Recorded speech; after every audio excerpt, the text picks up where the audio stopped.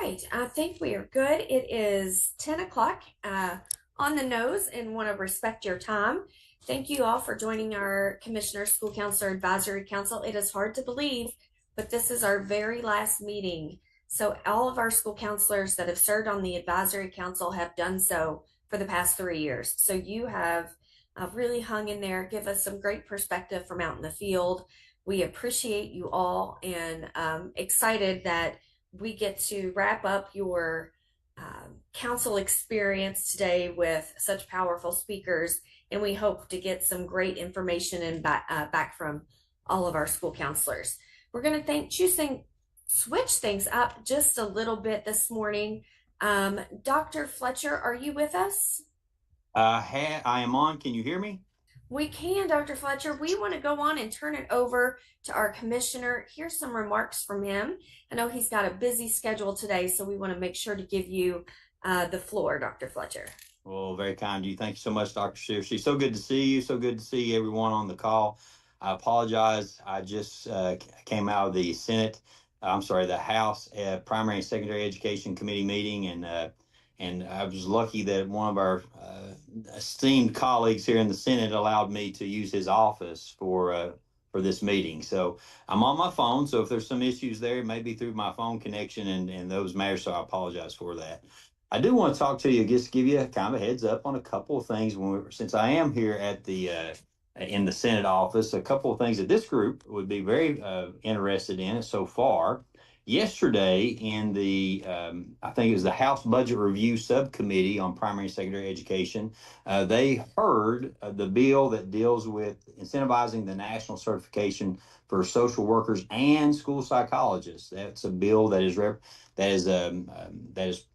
being sponsored by Representative Grossell. So it would look at basically giving the our school psychologists that financial bump that would be similar to the national board certification uh, across the state. So again, that's something I think that this group would be very interested in. So again, looking up that bill, I can get you the bill number a little bit later. I don't think it was listed on the agenda, but again, that was something that we have Representative Grossell. She has brought forth, and that's something that she is promoting as we move forward. Some other bills that you may be interested in, I would urge this group also to look at House Bill 307. Um, there are some concerns with that bill. For example, it would create a lot of administrative work for districts to essentially provide the way the bill is asked that eventually the information would get to the Council on Post-Secondary Education, but there'd be some administrative task of having districts to put together um, lists of students of which schools they'd be available to go to post-secondary. They'd also look at putting a questions and answer session of what type of communication means it would be. But essentially, at one point, districts would have to supply to us student names, then we'd have to supply those on to the Council of Post-Secondary Education. But one of the things I think is very concerning in that is also the KY, they would require for Kentucky schools, the Department of Education, to supply KY Stats social security numbers of students. So there are some issues there with 307. I would highly recommend that, and then some of it impacts counselors directly, so it'd be good to look at those two bills as we move forward. Another bill I will talk a little bit about, again, sitting in the Capitol Annex, is 257. Very excited about House Bill 257. It has had, I think, 3 readings. Hoping that it'll be on the floor this week. It's been kind of a hectic week, so I have to try to track and see where that is right now. It has made it through the subcommittee and the House Ed Committee also too, passed not only favorably but unanimously. If you look at that bill, there's a lot of good information as far as, and just to review for this group that's a part of that, you have there's still the color rating system. It was a push by the Kentucky Night We Learn Council to kind of remove those the red, orange, yellow, blue, green for each school based on their test scores, to try to limit that competitiveness and be more along the lines of how do we work collaboratively. So be more along the lines of, did you meet federal requirements, did you not? That was one of the things that's not in the bill, that was in the original bill, but it's been taken out. But some other things that are part of the bill now is we would utilize math, social studies, science, and reading and on-demand writing and editing mechanics has been removed when it comes to the calculations for CSI status, the state accountability piece. That would be removed, but we would really focus in on, and even the bill talks about how that should be a part of the language within policies at site-based or school-based councils for writing across the curriculum. Again, 257, if you look at that, it has better description of that. You can see more of it. Some other parts that we had put in was talking about local accountability. In the original proposal, every district shall have a local accountability model. Well, that's gone through some iterations. By the time that House Bill 257, it became more of an incentive. If districts would adopt a local accountability model, and if we got to 60%, then a trigger would kick in, and then all districts. It's very similar to the dropout age that we did a few years ago, whereas if a district went from 16 to 18 as a dropout rate age, and when it got over 50%, then all districts would have to adopt it. Also, a part of that was in House Bill 257 in its original version was a $10,000 plus $3 per student incentive for each district that adopted a local accountability. That's been actually reduced to just a $15,000 flat rate for all districts that adopt a local accountability as an offset. And that is a one-time cost offset, if you will. In the original bill, 257, that $10,000 plus $3 per student was an annual cost that'd be given to districts. Another thing that you can see a lot of, I'll say some issues with that people are arguing about, talking about a lot, is the addition of chronic absenteeism into accountability. It would actually replace the survey for school safety and climate. So it would basically take that 4% and switch it around and put chronic absenteeism in its place. Other parts that have been taken out of the bill due to cost, we had proposed an adaptive reading and mathematics summative test that would give not only grade level proficiency, but also give grade level equivalency. In other words, is a student on fourth, if they're in the fourth grade, are they reading on grade level, one grade level above, or two grade levels above, or one grade level below, whichever. But due to cost, that adaptive test has been removed. So we would use a test. It would be similar to the same assessments that we're using now without any changes. So it would not be an adaptive test. Another part that's been removed, I expect a lot of conversations as we move forward, is that interim assessments.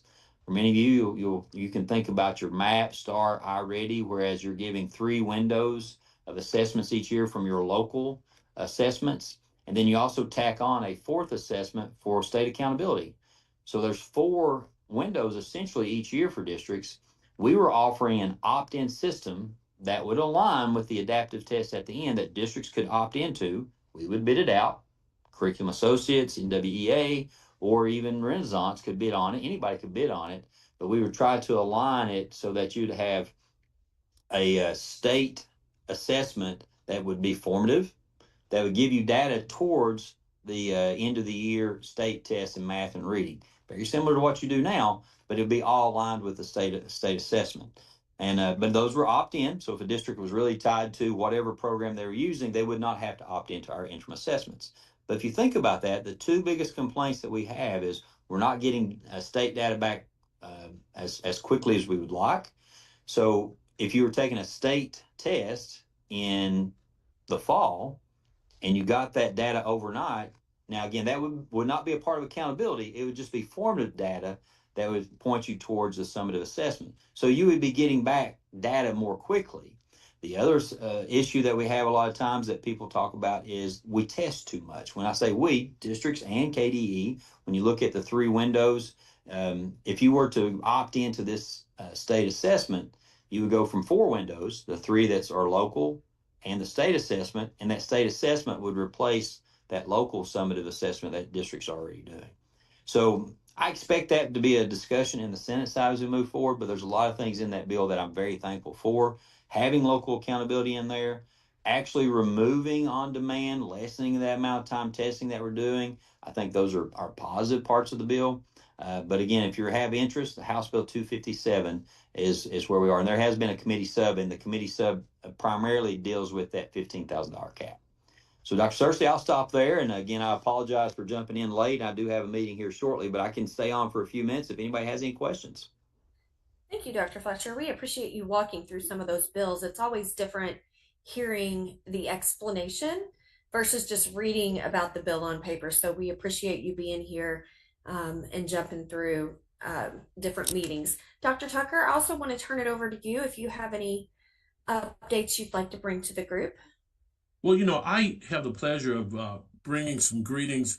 Commissioner Fletcher was able to give those legislative updates, and he's at the Capitol. I'm generally at some of those meetings, but I decided to stick around back here at the office. If you would, if you want to continue with your normal agenda, then bring me on, because I love on the agenda where we have an opportunity to engage in our self-care and really reflect on our mental health state. So I enjoy that. So if you want to go ahead with that, I can give some quick greetings on behalf of the commissioner and the KBE and the staff here at KDE in a few minutes if you like. Or if you want me to go ahead and do that now, whatever works for you. That I have a works. few more minutes.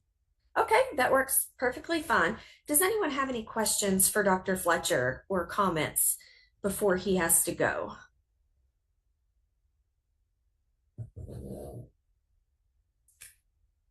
Okay. Well, Dr. Fletcher, we appreciate you being here and hope that your day goes well. For our school counselors, I wanted to, before we If I jump. may, Dr. Cersei, I apologize for interrupting there, but I want to also say thank you to everyone for your service. We appreciate your being a part of this group for 3 years now, I believe. And also, too, I'm going to stay on for a few more minutes, but Dr. Tucker will take any notes and relay those back to me, as will Dr. Cersei. We do appreciate your input on all things as we move forward, and we listen. So again, thank you so much for your service. We appreciate the time that you've dedicated to this. And again, there's so many things that we look forward to, and that's interacting with the people that give us that input. Again, of course, I was a superintendent, I was a principal, I was a teacher, but I think the longer we stay out of the classroom, we have to depend on our counselors, our teachers, our students, our advisory counselors to say, okay, let's make sure that we understand the people that are have boots on the ground and make sure that we still are connected with everyone. So again, thank you for your service. I sincerely appreciate it. And I will be on for a few more minutes as we go through. And then if you have any questions that pop up, Dr. Cersei, you're more welcome to direct those my way. Okay? All right. Thank you, Dr. Fletcher. Thank you. We are just coming off of National School Counseling Week, and so I just want to thank all of our school counselors that are on today. I hope you had a wonderful week. I hope you were celebrated and that you had lots of opportunity to really advocate for our roles within the schools. Every student deserves a school counselor, and that advocating for your role and connecting it to student success is so important. I hope you had lots of opportunities to do that last week.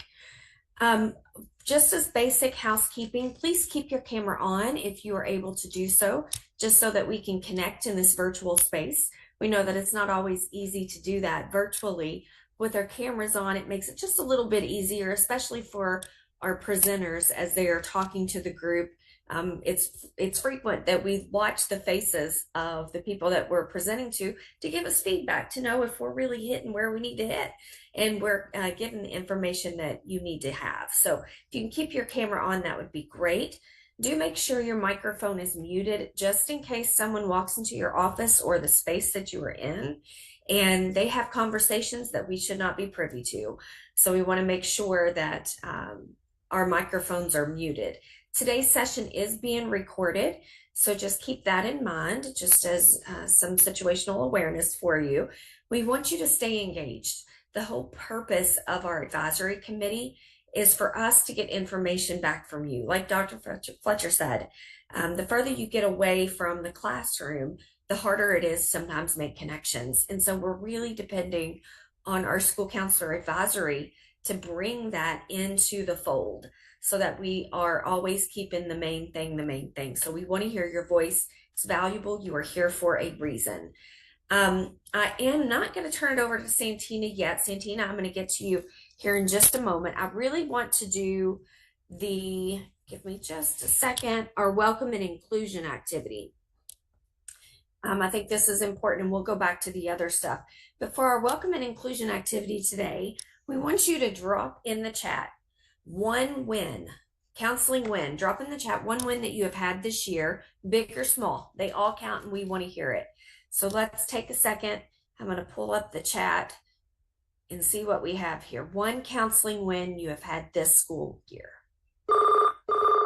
And my phone is ringing, if you guys can hear that. The phone does not stop. I apologize.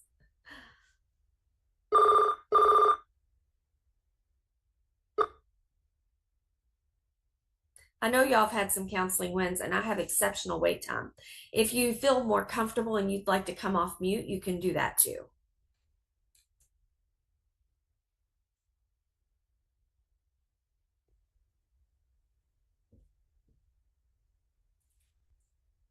There we go. Jessica said she started a new after-school club called Brick-Based Counseling. Ooh, I'm excited to hear about this. We use Legos to do different SEL activities. The kids love it and are very engaged. I love that combining the physical, allowing them to get some of that kinetic energy out while also doing counseling. So creative.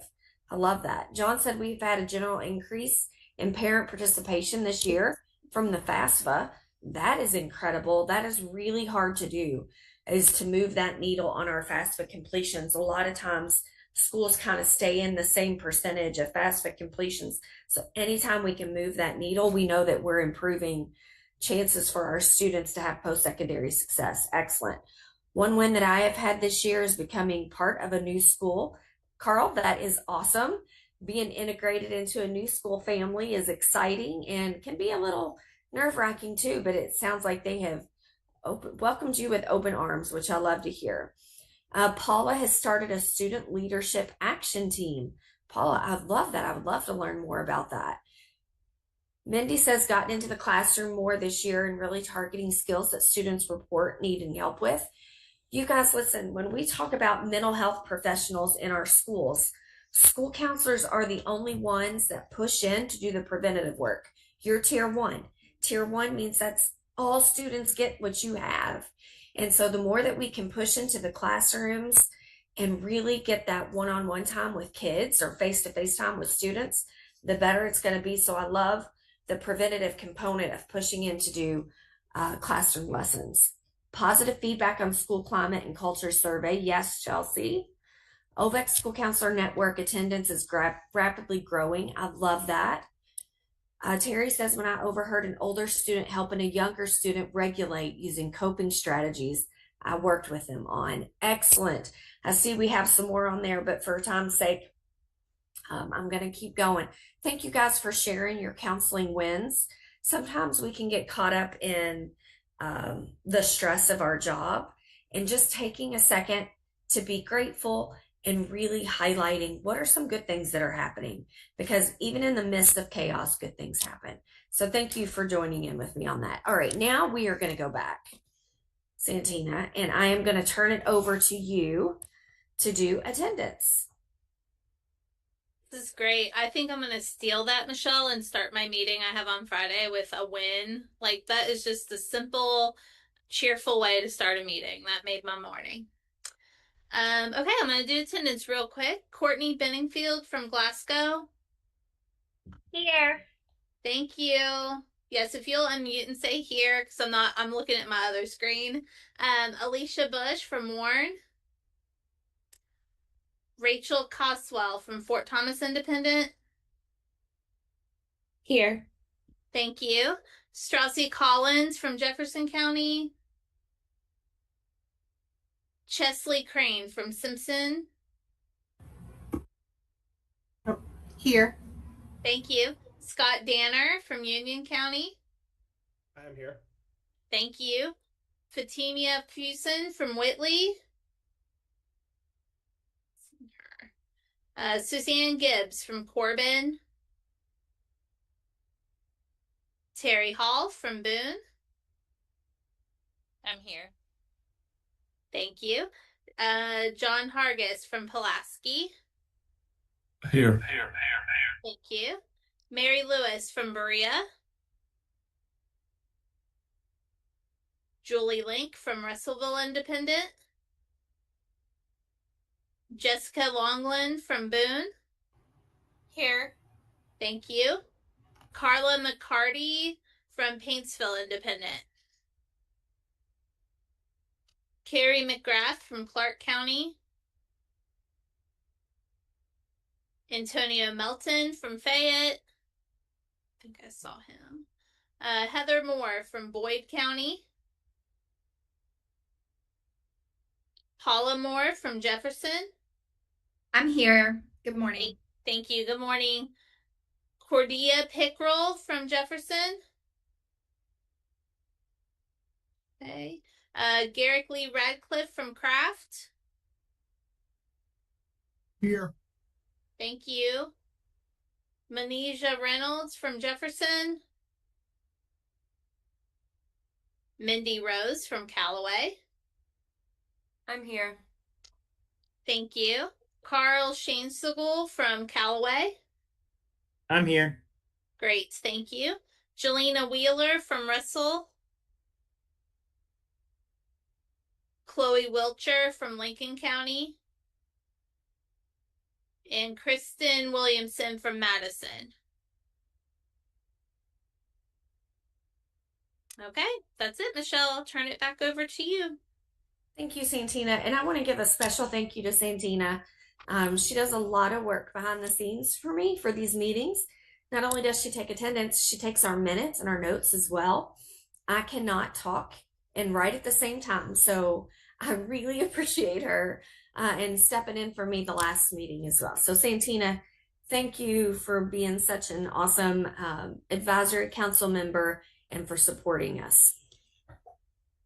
We appreciate it. All right, Dr. Tucker, I want to now loop back into you so you can give any updates. This would be at that time where I would normally bounce it your way. Thank you, Dr. Searcy, and all of our outstanding school counselors. And like Santini, I really like the inclusion activity, and that's why Dr. Searcy, I said, let's go with the inclusion activity because I enjoy participating in the activity. Although I'm not a school counselor, as I've said on multiple occasions, a school counselor really helped to shape my life. And I guess one of the wins for me was being able to build closer relationships with our school counselors, in addition to advocating for the wonderful work that you do. And of course, our commissioner shares in that, and staff here at KDE share in that advocacy.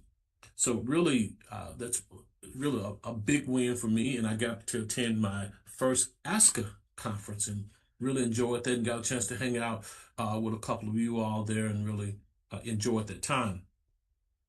But I want to give a couple of greetings, and that's obviously on behalf of the KB, the Kentucky Board of Education, the staff here, and of course, Commissioner Fletcher, who's with us. And that's to thank you. Thank you for the heart that you all have each day, your wisdom, your leadership, and a steady support that you bring to our students. And as I always said, to staff as well. As a classroom teacher, I leaned heavily on our school counselors. Your leadership really changes the trajectory of students and staff, as I just said. And you do it in a very, very quiet way without a lot of fanfare. And you do it in really significant ways that matter. So again, we are extremely grateful for the difference that you make in the lives of all of our schools, and more importantly, in the futures of our students. So thank you, and give yourselves a round of applause. I just can't believe that we just wrapped up National School Counselors Week last week, and this is the last of the Commissioners School Counselors meeting this year. Where has this year gone? So we've had a lot of fun. It seems quick when you're having a lot of fun. So I really have had a tremendous amount of fun and collaboration with you all. One of the things that Dr. Searcy said regarding school counselors is that she talked about inclusion, and everyone wants to be part of that inclusion. Everyone wants to feel seen, heard, and valued. And those are values that we try to really emulate and model here at the Kentucky Department of Education. And so I was thinking about how do you really express that? And I came across a post that was written several years ago, and I'm sure many of you all are familiar with this. It's by Professor Lori Ann Monty. She's a former high school counselor, I believe, and now is a professor in counseling education at Western Connecticut University. I won't read her whole poem or her whole letter, but this really resonated with me. And when I continue to talk about the importance of feeling seen, heard, and this sense of belonging and inclusion, I'll be sure to recite some of her words. And this was directly to school counselors, but I think it's apropos for anyone in a school setting. And this is what she said, and I'll be very briefly. She said to the school counselors, I see you. I see you showing up for work with that beautiful smile on your face. I see you when you must force that smile, when you feel exhausted, when you feel sick, or when you feel sad. I see you encouraging your students day in and day out, all day, every day. I hear you. I hear your enthusiasm and dedication to your work. I hear your compassion for your students and your empathy for their families. I hear your positivity and motivating phrases. And I just want to say to you, thank you for caring so much. Thank you for being so brave. Thank you for being a school counselor. You are valued beyond measure. And thank you for allowing me to share those words. Dr. Searcy. Thank you, Dr. Tucker. I have not heard that before, so thank you for sharing that. Always appreciate Dr. Tucker. He brings greetings to us and is a huge advocate for the work that you do as school counselors and the important impact, most importantly, the impact that it has on students. All right, I want to give my one little update here is that we are currently accepting applications for non-voting student members for the Kentucky Board of Education. So if you have a student in mind that you would like to talk to about possibly submitting an application to be a part of our non-voting student member, I will drop this in the chat here in just a little bit, and you can share that with your students. It is also on the KDE's website. We've already done the welcome and inclusion activity. We are going to kick it off to our very first presenter, Ashley Gates. She's going to talk to us about chronic absenteeism and really thinking about, as she's talking, I want you to really think about the work that you do in your schools that support the chronic absenteeism work that we're doing across the state.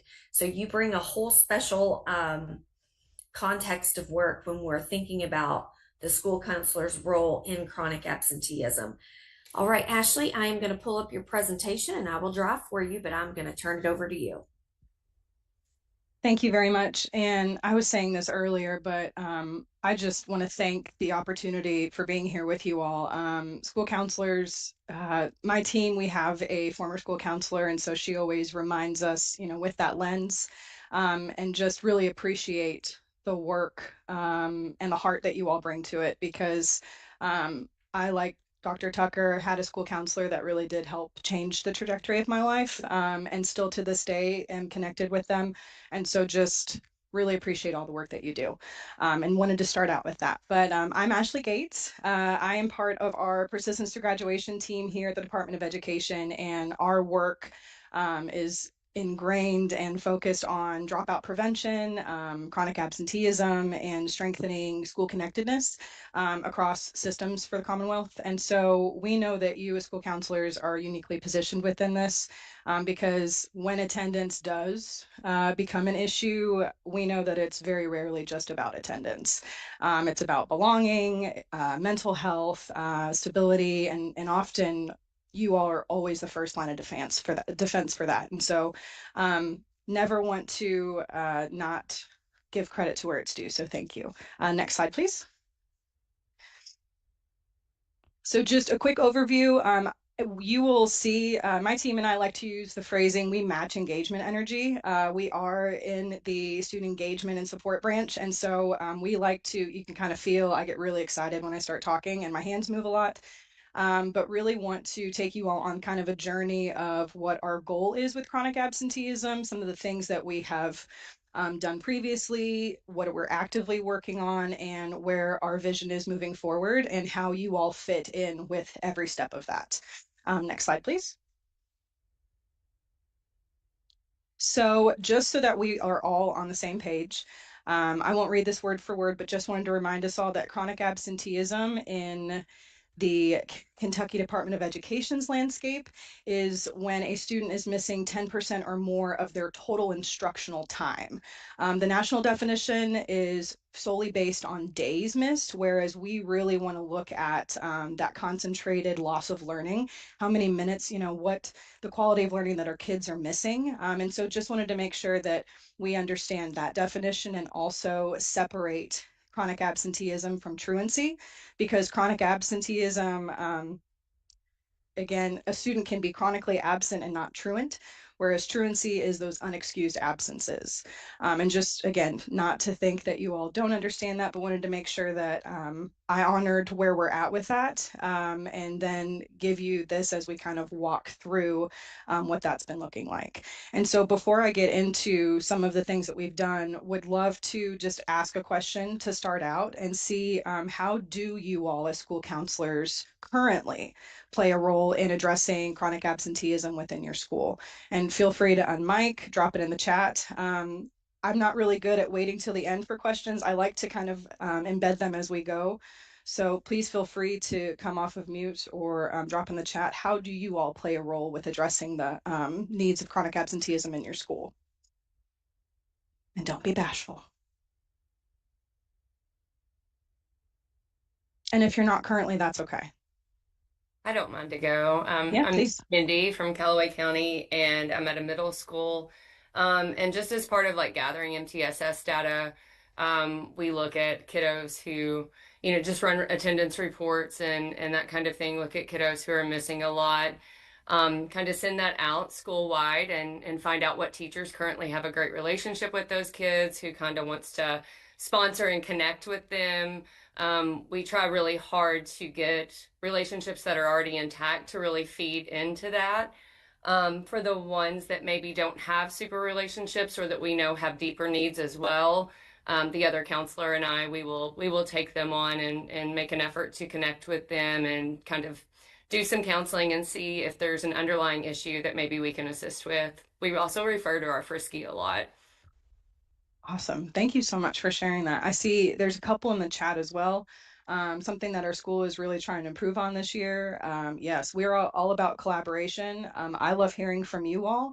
By no means am I or is my team an expert in this. And so we are actively trying to shift how we even talk about this based on your all's experiences and what you're dealing with. Monthly attendance team meetings. Sorry, I skipped a couple. Parent meetings, working with Frisk, addressing needs. Oh, this is great. Tiered system based on number of absences. Awesome, awesome, awesome. Thank you so much. I am also terrible at taking notes and multitasking, so I'm grateful that this is being recorded. But I want to first thank you all, because what it looks like is you all are crushing it on tier 1, tier 2, tier 3 level work, which obviously makes sense given your roles. I think often, people make assumptions that you all are the fire put outers. And so tier 3 is usually where, first line of defense goes. And so to hear about some of these awesome tier 1 and tier 2 supports that are happening, hats off to you all. Next slide, please.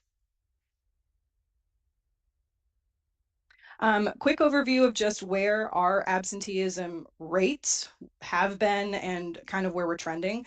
So pre-pandemic, we saw about 17, 18% in those earlier years. And then we know that we had a major disruption with the pandemic. So we did not, those numbers were not quality to be able to put that within or even assimilate within our normal rates.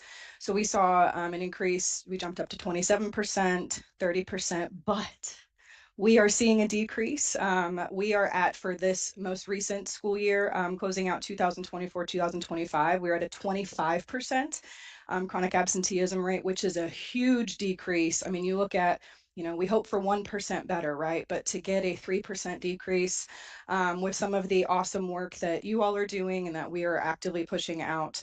And so Attendance Works is a partner with us And they have phenomenal resources that we like to showcase and support. And their challenge to states across the country is reducing chronic absenteeism by 50% in a 5-year span, which is like, whoa. But we're committed to that. Our commissioner has committed to that. We are committing to that and hoping to be at a 15%. We will be at a 15% by 2029 through the help and support of everything that's happening. I'm getting a little ahead of myself. Next slide, please. Sorry. And while our percentages are decreasing in a good way, we know that we still have work to do and supports to provide to some of our areas of highest need. And so the top left graph, excuse me, is from like our pre-pandemic to about 2018. And so we see, some blue, and then really that post-pandemic to 2023, we saw it widespread across the Commonwealth.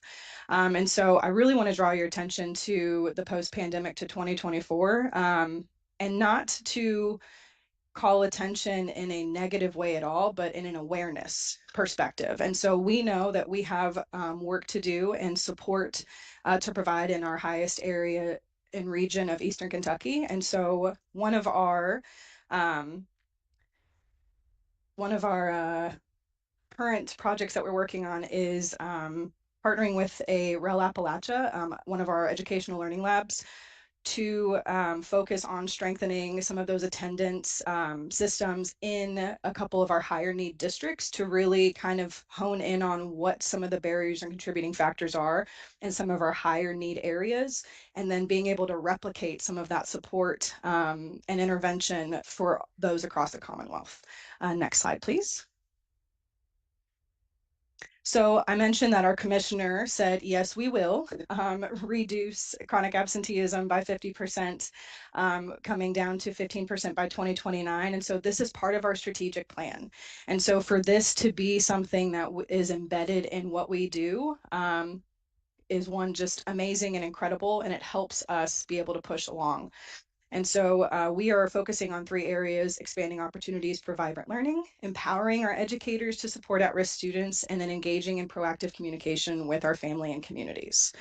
And so we know that this isn't going to happen through incentives or letters home. That's not enough. We know that. And so we understand that it requires really a shift in how we do things, in our systems, in our language, in our relationships, and really stepping more intentionally into that relationship based prevention, which is what you all are phenomenal at. Excuse me. So this comes to my next question. And if your school isn't currently utilizing you within attendance work, where do you see opportunities for this to move differently? And there's no wrong answer. And again, feel free to come off mute, or you can drop it in the chat, whatever you feel more comfortable with.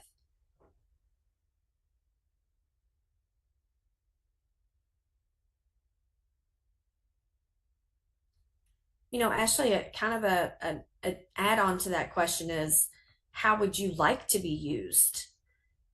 Thank you. In attendance, like how would you like for the school to utilize you in attendance work?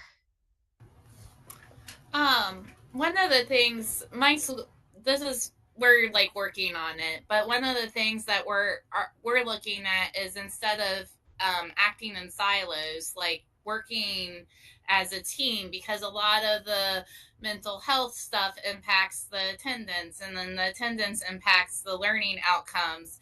And before, we always had like separate teams for everything. Like we had a team that met for academics, we had a team that met for attendance, we had a team that met for mental health, and we're trying to kind of combine everything and look at the whole picture of the child. And so that's where I kind of see my role in the absentees is like working as a team to look at the whole picture. And that's something that we're changing our systems and how we meet in our teams to kind of address the whole child picture. That's awesome. I love that. Yeah, thank you so much. I love that. When I was still at the school level, we called those student support team meetings. So it was everyone that supports the student across different agencies, right? Different domains within our schools and pulling people together. It's so easy to work in those silos, but I love that your school's being intentional to drop those. I'm sorry, Ashley, I'll kick it back to you. No, that was great. I was going to say almost word for word the exact same thing. And that was my experience previously as student support teams. We had all of these different, attendance and treatment team. And not that those aren't important, but how can we collectively bridge all of that together? So thank you so much for sharing that, Jessica. Anybody else? No pressure. That's okay. All right. Can I get next slide, please? Sorry. Thank you. So we know that students who are chronically absent for really can be broken down into 4 main categories, but these aren't the only categories. So we see students facing barriers, right? Whether that be family responsibility, transportation issues and concerns, housing and food insecurity, aversion. So can you imagine being a kid I was that kid, I'll be honest, fully transparent. I was that kid that struggled academically. So I internalized that and I didn't necessarily act out, but I was avoiding my pre-algebra math class. Not that there's anything wrong with pre-algebra, but aversions, once a student feels X, Y, Z, A, B, C, it gets harder to re-engage them when we have that kind of negative experience, right? Disengagement, being bored. My students would say, I just don't, that lesson's whack. It just doesn't make any sense. And it's like, okay, well, maybe you just haven't seen, right, the connection yet. But, vibrant learning experiences, that's something that we talk about all the time here at the Department of Ed, and just being able to provide more of those experiences.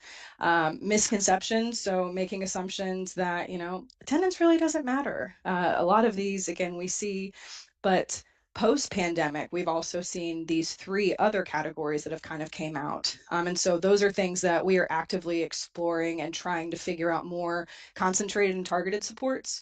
So that cultural shift with parent attitudes. And then some of your older students having that autonomy, whether it's taking care of siblings or just, having that autonomy in general to make their own decisions.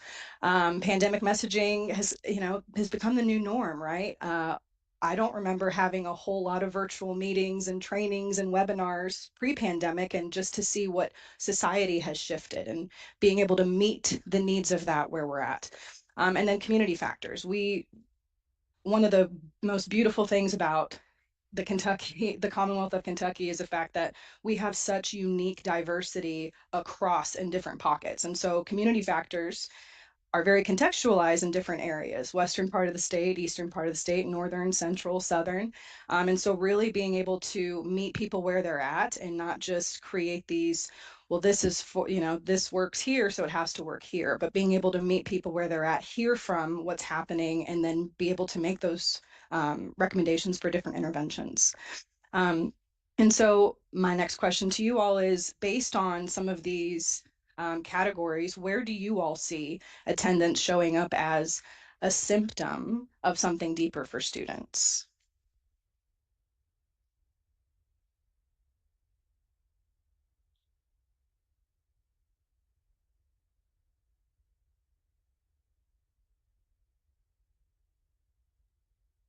I'm happy to share what I'm seeing in our region. So we're the co-op that represents like North Central Kentucky, and our counselors talk a lot about students missing school for appointments and things like mental health appointments. Those are an hour long, and then parents aren't bringing them back to school, or they just take the day off when they have a mental health appointment. We know that mental health impacts attendance in a negative way. So just brainstorming in our region, how can we get those mental health supports, more of those in schools, so that they're not having to miss school for appointments, or they're not coming to school because they're feeling overwhelmed in the morning and they just can't deal that day, so they don't come to school. Like, what support could we offer at the school level for those kiddos? Thank you. That's really great. Kind of to add on to that, I work in a very rural school, and I'm a parent too. And I know from like my parent experience, if I have to take my kid to a doctor, it's an hour drive from our school to the doctor and then an hour back. And then the appointment's like an hour. So she's missing half a day of school, even if that's all we do is go to the doctor and come back because of our location being so far away from everything else. That's a real barrier to our students and to our families. And so kind of like what Santino was saying, we try to get those services to come to our school, mental health and dentists. We try to get the dentists to come to our school too and provide those services so that our families aren't missing a half a day or a full day of school. Because even if they are trying to get back, it's just our location is so far out. Thank you so much for sharing that. I really appreciate that. And that is something that we have heard a lot when we speak to our Frisks, is trying to figure out, that bridging that gap specifically. How can we converge on that? Garrick, thank you so much. I see you created a juvenile assistant group, JAG, for students and families, for those on verge of becoming a habitually truant. That is awesome. And to see all the different role groups, your attendance secretary, school counselors, DPPs, I mean, it takes a village, right? Like we say that, but it's the truth. That is awesome. Thank you so much. And I see Christina Weeder, you have your hand raised. Yes. So thank you for letting me interject because a couple of those comments just made me feel compelled to mention that it sounds like you're doing a lot of great work to kind of bring the services to the school. And I want to mention that I've been working, so I'm the director of the Division of Student Success. I don't think I introduced myself at the beginning, but the chronic absenteeism work is in our division, but also a lot of the school mental health, school safety, climate and culture work is in another branch in our division. And so in my role at KDE, I've been working with the Department of Medicaid Services to help them expand Medicaid billable services that can be provided in schools and helping school districts set up the infrastructure to be able to bill for those services. So that could include mental health services, even if they're being provided by a school-based mental health person, but also maybe things like dental appointments if they've got space for them, or the having a nurse at your school, those things that would be Medicaid billable. There is I think it's gone out already, but there is, if it hasn't, it's going out soon. So let your superintendents know that there's going to be some grant money available through the Department of Medicaid Services to help districts build that infrastructure there to be able to bill Medicaid. So I just wanted to throw that out there since it was something coming up in conversation. Thank you for sharing that, because that's a huge opportunity. So thank you. Can I get to the next slide, please? So this is where I get really passionate. So I'm going to try and stifle myself a little bit because I came onto the department about a year ago. I just celebrated my 1-year anniversary. And one of the things that I struggled with was figuring out how to still stay connected to the schools, because I went from, again, being everything for kids to, okay, how do I support whole? Okay. And so school connectedness was really,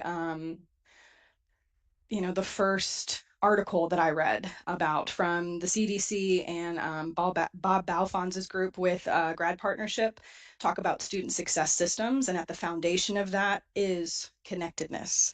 And so what is it? Plain and simple, it's a student's belief that adults and peers in their school care about them, that they hold value. And so we know that this is definitely built through those intentional relationships, meaningful engagement and participation in school communities. And while we do a lot of really great work supporting that individually, our systemic structures have to kind of catch up with that and support that as well. And we know this is a research-backed protective factor against disengagement because students who feel connected report 40% fewer mental health challenges. And so we like to talk about connection really does help buffer the impact of trauma and adversity. And that is something that our team and division has been working on for the last year, is building out what does connectedness in Kentucky look like, and really stepping into that tiered approach with regards to helping combat chronic absenteeism. Because again, when students feel connected, they want to be with us. And so that kind of leads directly into how we want to kind of shift the language from chronic absenteeism is the issue. Well, it's actually a symptom of something bigger, right? It's a symptom of disengagement. It's a symptom of disconnection. And so I have just one slide of this today, but we have built out an entire call it a framework, if you will, of trying to fit in some of these different Kentucky-based strategies as well that are already happening in your schools and districts to really build a robust support system for reaching out and bringing kids back into the classroom. Next slide, please. Ashley, just a heads up, you have about 5 minutes. Perfect.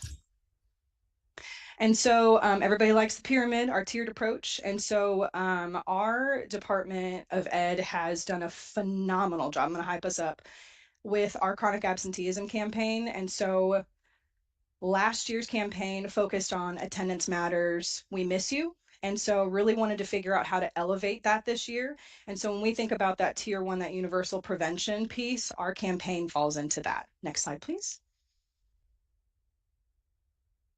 And so if you haven't, Lord, I hope that you've seen one of our many billboards, expo centers, bus stops, buses, our commercial on our website, Facebook, social media, everything.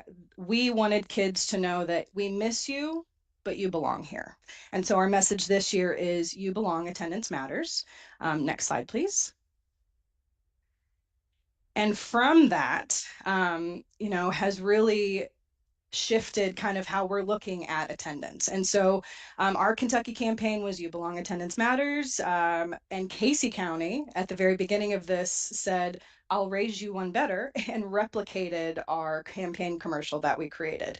And it's hyperlinked in this, it's on their Facebook page, but they replicated it using their own students, their own schools, and showing us like, this is what it looks like here in Casey County. And so from that, and through a little bit of background whispers, our communications team, Office of Educational Technology, STLP, next slide, please, started whispering, and the whispers turned into a roar. So if you haven't seen this, or if your district hasn't talked about it yet, we've launched a You Belong Kentucky Attendance Matters video and poster contest that's challenging our students, very specifically students, to create a video, a poster showing us what belonging looks like in their schools and communities, and reminding us why it's so important to be present in school, why attendance matters. And so we launched this back in December with our superintendents, and we have been actively reminding folks because registration does end this Friday, February 13th. But we're excited because we have 28 schools. I said 27 this morning, but we had another one come in right before this call. 28 districts from across the Commonwealth, western part, eastern part, central, south, all over the place, that are going to be submitting K through 12 products of what belonging looks like from their student perspective. And so it's aligned to our chronic absenteeism efforts, and winners are going to be announced through the power of STLP on the main stage at Rupp Arena on April 24th. And so we're really trying to meet students where they're at, speak students' language, because they are the tech savants, if you will. And so really just excited to see what we can see from our students' perspectives and their lens. What does their school community look like? So this is kind of where we're at and where we're moving forward. We've done a lot of, here's what we can do from the umbrella down, but now we want our students to have the opportunity to speak into this, and really kind of shifting that tier 1 support more into the hands of our students. Next slide, please. And so these were just some of the questions that I kind of asked, that I will skip right through. One more slide, please, sorry. On our KDE chronic absenteeism webpage, I did a very quick overview of we have a much more rich and in-depth type of presentation for this, but Chronic absenteeism webpage has a ton of resources through Attendance Works, our own chronic absenteeism toolkit with some of the different tier 1, tier 2, tier 3 things that we would love to put in your hands to enhance what you're already doing. And then the second link is a handout for families through Attendance Works. Really great resources. We provide that at most of our conversations and workshops with folks. One more slide, please. And this is how you can get in touch with us. So I am just one single person on a 4-woman strong team. We are the Persistence to Graduation team. And so we provide trainings and workshops on a multitude of different supports and resources to try and support the work that you're doing and also help you build capacity. So if you would ever love for us to come talk about Infinite Campus early warning tools. We're super big into our data data leading into decision making, but our establishing school connectedness and addressing chronic absenteeism are something that we're super passionate about. And if you scan the QR code, it'll take you to our Microsoft Bookings link. If you just want a 15-minute check-in, like, hey, I just need direction on here, that's great. Otherwise, you can schedule up to a 3-hour training with us, and we cater to what it is that you and your schools and districts need. So I said a lot. I feel like I threw a lot at you, but I just really wanted to, again, thank you so much for giving me the opportunity to speak with you, to hear from you. And if there are questions or any feedback, I believe that's going to be towards the end, Dr. Searcy, if there isn't anything now. That is correct. And I am also dropping in the chat today's entire presentation link so that you guys have everything that Ashley talked about and you have access to those links. So Ashley, thank you so much for presenting today. You did a wonderful job. And for all of our counselors that gave input, that's really what we're looking for is we really want to hear your all's voices more than our own. And so we appreciate you jumping in, being engaged in those conversations and giving Ashley some great feedback. All right, want to turn it now over. I want to introduce you all to Will Spalding. He is our multilingual learner specialist and one of our newer members of the Office of Teaching and Learning, and he has done some tremendous work in his short time at KDE here, and I'm excited to have him present to you all. Will, are you with us? I am. Yes, thank you. Thank you so much. Dr. Searcy and Ashley, great job as well. As you were presenting about chronic absenteeism, my mind's racing too about work that we've done previously in the district that I came from. That was a huge focus for our English learner multilingual families of educating families on our attendance policies. So. And some of what you said will bleed over into my presentation as well. But thank you guys so much for giving me a few moments to speak with you all. I'm going to rip through some slides here, and I would love to have a conversation with you guys to hear about the things that you're doing in your schools too for your English learners. So next slide, please. Again, I want to start off with a thank you as well, that your impact truly matters to all students, but especially for our English learners. I acknowledge too that as school counselor, you wear many hats and your job looks very different if you're in the elementary level to the middle and high school too. So I want to say thank you for helping our students feel seen and valued, welcomed in schools. You know, you're building connections and getting to know students and understanding their family backgrounds and the dynamics and struggles that many have, and you're able to help connect them to school resources like our Friskies, as we've mentioned, to community resources too, when we just aren't able to support families with what they truly need. And then especially for our middle and high school folks, you do very important work with your intentional scheduling for our ML students and the guidance to help put them on the pathway for graduation and post-secondary readiness, and really understanding what we need to do to help build that master schedule, to build teachers' master schedules in a lot of ways too, to set us all up for success. And then again, there's lots of noise in our society today, and so I want to take a moment too to thank you for focusing on what you can influence in our schools, that you're supporting our English learners, but also challenging all of our students, especially our English learners too, to have high standards and to be the best versions of themselves. So thank you for that too, for the tremendous work that you do. Okay, next slide. So I just want to frame our conversation a little bit today. I think we're all familiar with the term English learners or ELs.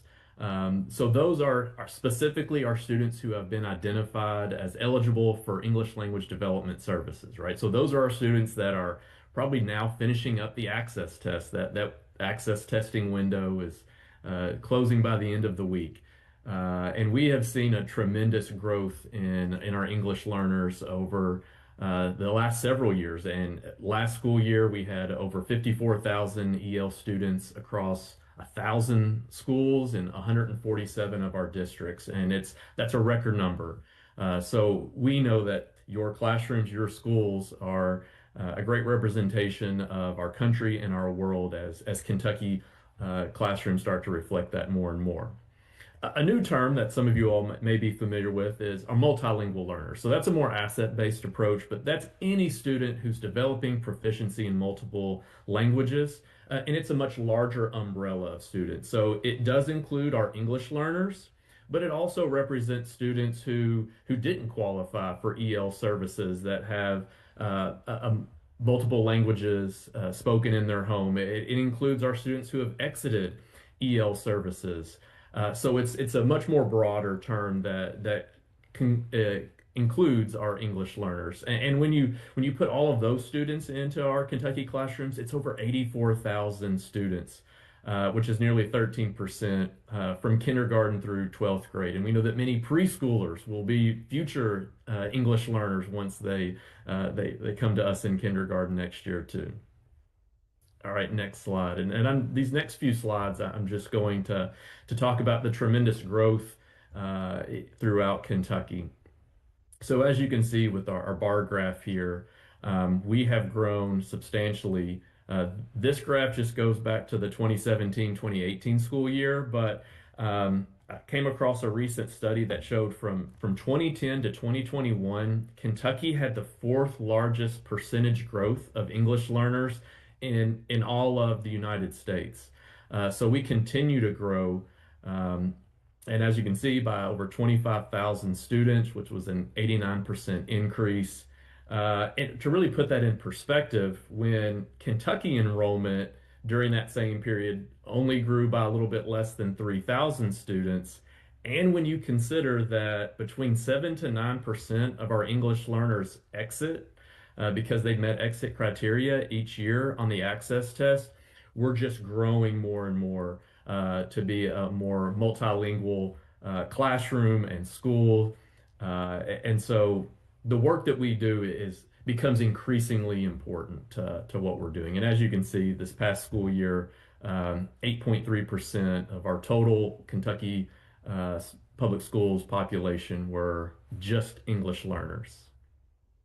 All right, the next slide is going to show us kind of what that looks like across Kentucky, right? So we've got folks on the call from Callaway to Corbin, right? From Fort Thomas down to Simpson County and Warren County where I am. So this map, the dark green, shows you the number of counties and school districts that have increased enrollment in their EL population just over the last 4 years. So that's 126 counties, when 147 of our 168 total districts have our English learners. And so the circles in the lighter green shows you which districts have the largest number of English learners. And we do have a high concentration of 13 districts have an EL population that exceeds 10% of their overall school population.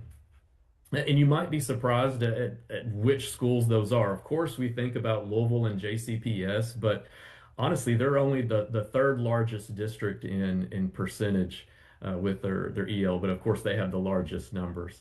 And then we have 5 school districts where 1 in 5 students are an English learner. And so again, this is impacting our schools, and it's great to have so many of our English learners in your schools and being able to showcase their many perspectives and the gifts that they have.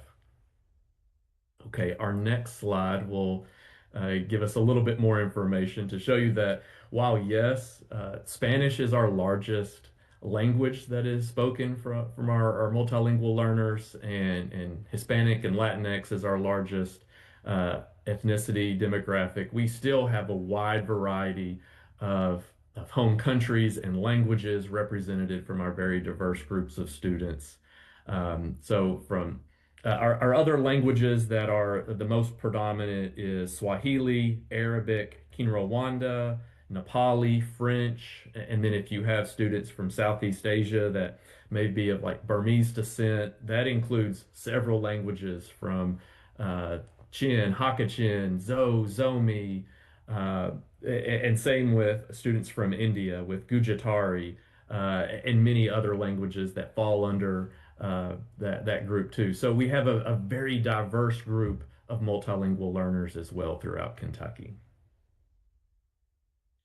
All right, so now I want to talk just very briefly before I hear from you guys about some trends in our schools. And so I've been very fortunate in my short time here at KDE, but to really connect with several districts and cooperatives to hear and listen, and then from my own experience here in Warren County as well. But we're seeing some success in the desire to grow and learn from our schools and our leaders.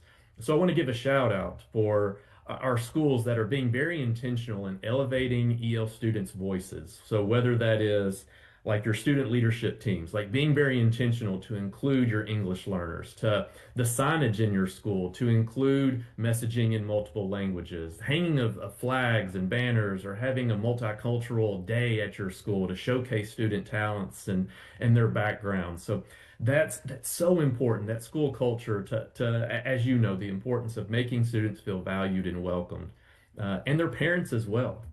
We're seeing lots of teachers that have that desire. They're seeking resources and support. They're attending professional learning conferences that we have statewide, national conferences. Our local educational cooperatives several have very strong EL cadres and networks that I've been lucky enough to attend. I'm also in letters, and I've been so thankful to see so many ELD teachers in letters training, and that many of our content-specific professional learning that we're offering has specific strategies to support our English learners. And then also we have a lot of work to do, but our ELD, our English language development, and our content teachers really marrying that group together. We've still got a long way to go, but we're starting to see a lot of success in districts to where it's not just this ESL or ELD island where we're going to send our English learners with this one teacher and we're going to focus on learning English, and then it's separate from our content. And so I want to give a big shout out to our counselors as well to helping craft those schedules and working with students and our leaders as well. In making sure that we're focusing and preparing our educators. Okay, next slide.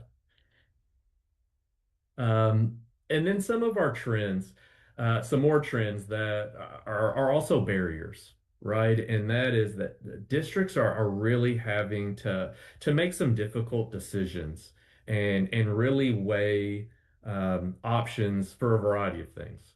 One, of course, is staffing. Districts are really having to evaluate their staffing for ELD, and in a variety of ways. It could be they're trying to recruit teachers to be ELD teachers from a variety of alternate pathways, to also just having to consider if there are staffing adjustments that need to be made within their school. That is definitely something that we hear as a concern from our ELD teachers and EL coordinators, is the large caseloads that our teachers have and the struggle to meet the needs of our students. And so we know that that's important. The same for districts that have newcomer programs and are trying to meet the needs of our newcomer students as we aren't receiving as many newcomers because of immigration policies, then those districts are having to make adjustments and figure out what's the best way to meet students' needs. And so really having to make some difficult decisions and considerations. The same with technology and apps, and there are lots of great tools that we have that are available to us now more than ever.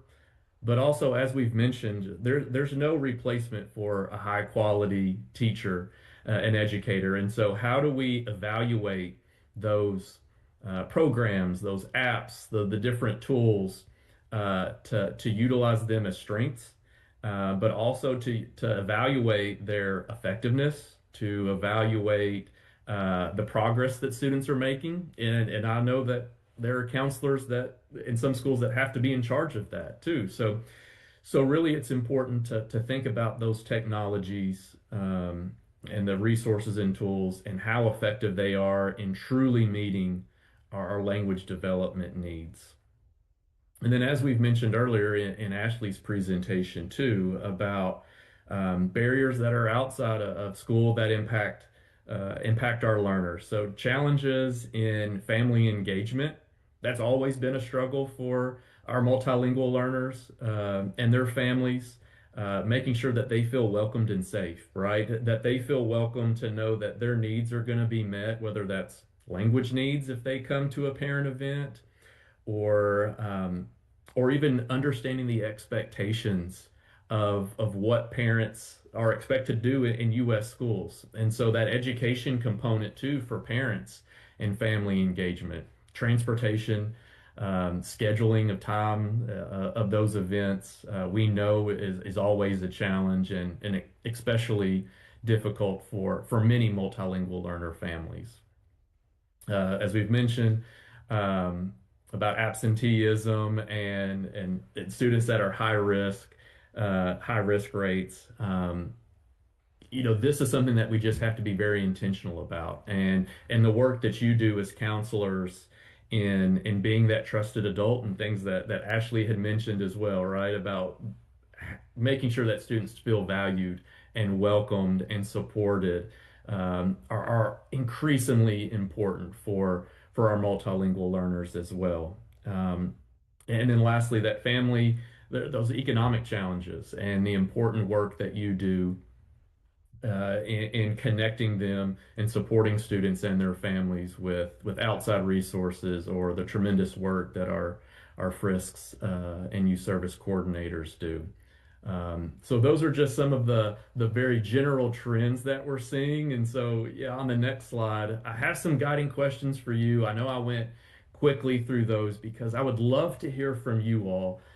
So just take a moment to read some of those questions that I would love your response. And please unmute so we can you can share some of the successes or challenges that you face. But I would love to hear about ways that you're including your EL students in your communities, or how you're meeting those at-risk students. So any of those questions, Michelle, I hope that's okay. But I would love to, I'll stop talking now so I can listen and learn and hear from the great things that you all are doing.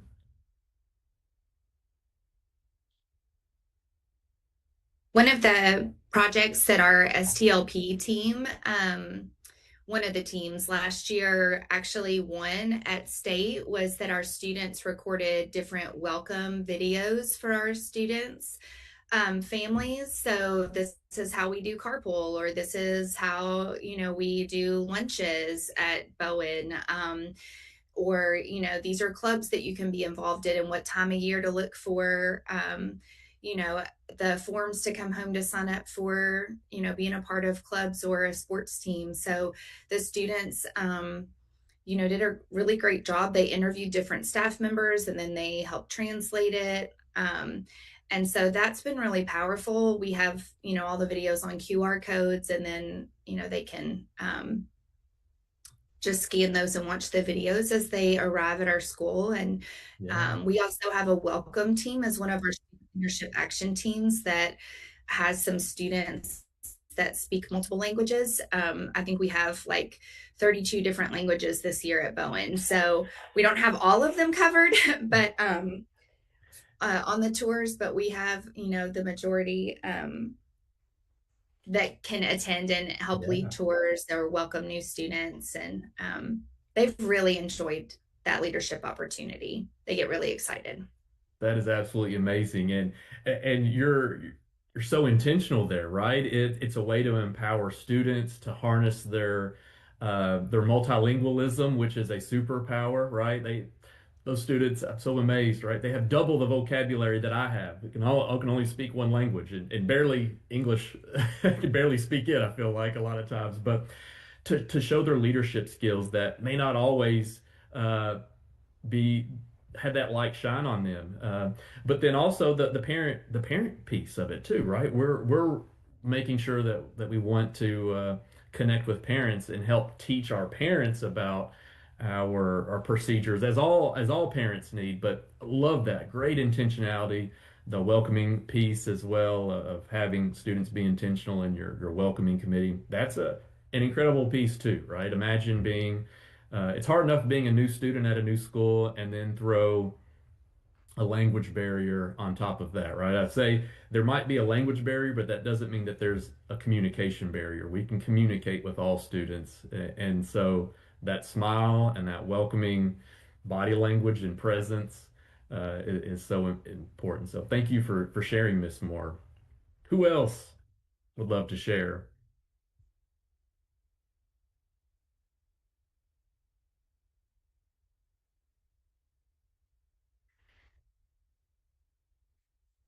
Paula, just a reflection. I couldn't help but think about listening to you. What a great example of a symbiotic relationship, right? Like all students are benefiting from what your students are doing. Like everyone is benefiting from that. And Will, earlier you talked about the small things. Like there's small things we can do to help our students feel welcome, like ensuring that their voices are heard on student committees and make that intentionality around it. So I love that we can go from making videos, welcoming videos, to ensuring that our students have a seat at the table and are heard. Such a vast variety of activities that can happen in the middle there. Absolutely. And I'll just speak briefly about myself and that I was a high school history teacher. I'm from a small town, grew up on a tobacco and dairy farm, not a lot of diversity, and then being able to teach at Warren Central High School and have just a whole class for English learners. That's when I learned that my whole life changed, right? It's to understand too the impact and how much value that the whole class got from the perspectives of our students and what they brought to the table in their stories, their perspectives. It deepened all of our learning, myself included, as a teacher, to get different perspectives, and especially teaching history, right? To bring in students' own backgrounds and the stories that they know. Or I'm teaching about the Spanish-American War, and then to have a Cuban student say, "Oh, well, in Cuba they taught us completely different." On the story of this. So it's so amazing. And so I thank you all too for understanding the true gifts of our students. To know that, again, as you mentioned, Dr. Stursey too, just it takes all of us, and even these small intentional adjustments, additions can make huge impacts. I know we have lots of high school folks on the call too, so can I ask if there's any high school folks? I know it can be a struggle if you're talking about scheduling making and creating grad plans for our EL students, but is there any challenges, any barriers or successes that you're seeing just as you're scheduling students to meet their success? I won't put We've anybody had on a the spot. couple of things in Pulaski County. Yeah. Our two high schools have a ESL teacher that goes to work with both schools that they've been targeted with the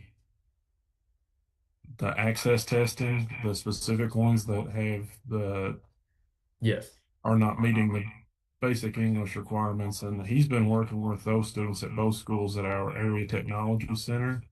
So we can have both groups of students from Southwestern and Pulaski County High School working with those kids. And that has been very successful with our ESL population.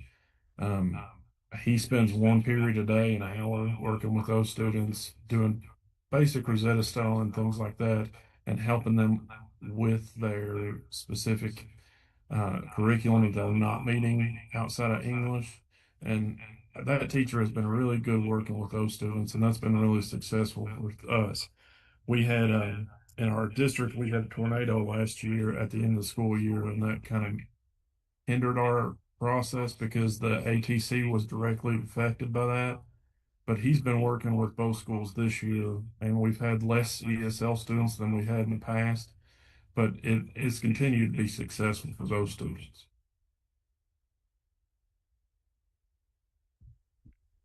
Thank you for sharing. That's so important too. And you brought up a struggle really that lots of districts face in having one or very few EL teachers that have to serve multiple students at multiple schools. And so the importance of their job, but also the importance too of our content teachers and making sure that they're supported in strategies and ways to meet the academic needs of students too. So again, thank you for sharing, John. I appreciate that.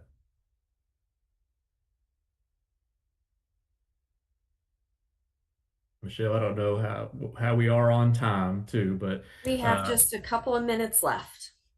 yeah, well, again, thank you all very much. My next slide I have, if I don't want to stifle any conversation, so please feel free to unmute if anyone has anything else. But as Dr. Searcy has said, that's my contact information. I'm in the Office of Teaching and Learning with her as well. I'm kind of a solo act right now, but I have lots of colleagues in multiple departments within the KDE, and we have a cross-agency team. But something new that we've started this year is a KDE newsletter.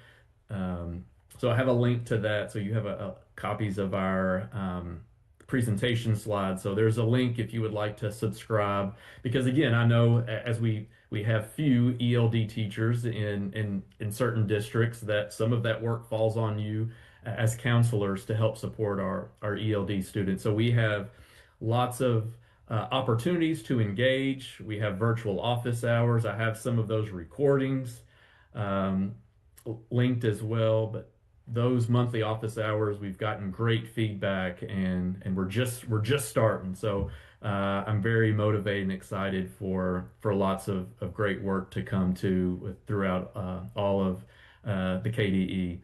But again, thank you so much for this opportunity and this platform to get to speak with you all today. And I would love to connect. So please, at any time, feel free to shoot me an email or connect. Will and Ashley, I want to thank you both for presenting today. You did wonderful. You brought some really good information to our group. I hope you got some great information in return.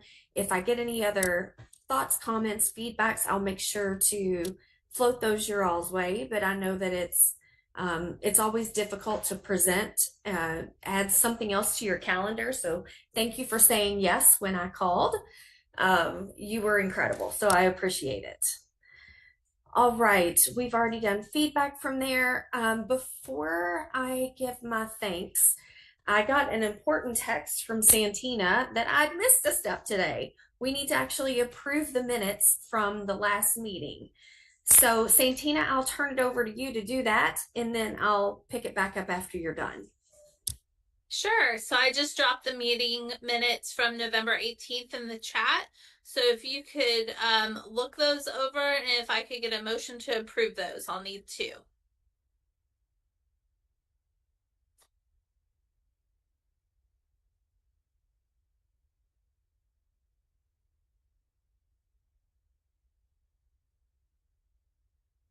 Give you guys just a second to review those, and then once you've reviewed them, if someone can come off mute and approve those, and then we'll need a second person. Make a motion to approve. Thank you, John. I second. Thank you, Carl. Appreciate you all. Thank you all. I appreciate it. And Santina, thank you once again for keeping me in line. I do not know what I would do without you. And Will, we do have a question in the chat that's geared for you, but we can cover it real quick. Mindy says, I'm curious if there is any best practice guidance for a district that has one EL teacher for middle and high school to best serve students. Also, is it a positive move to strategically schedule an EL student with a bilingual student? I find that sometimes puts a lot of pressure on the bilingual student. It's a great question. Thank you so much for asking that. So, talking about our staff, right? So, and this happens very frequently that you have a teacher who is serving multiple schools.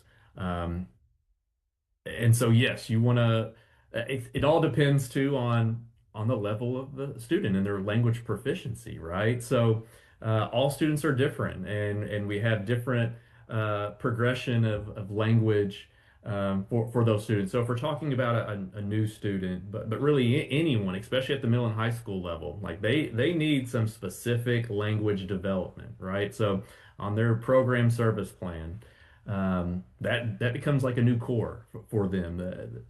How else, especially middle and high school, are we going to help teach students that specific instruction for listening and speaking, and especially reading and writing, right? That can be done in the general ed classroom too, but that's a lot on a teacher. So absolutely, we want to have some dedicated time for them. And then you're exactly right too about strategically placing with bilingual students. And so I think obviously that's important that a newcomer student has an outlet to speak with another student in particularly their home language early on. That's called translanguaging, which is allowing a student to harness all of their linguistic capabilities.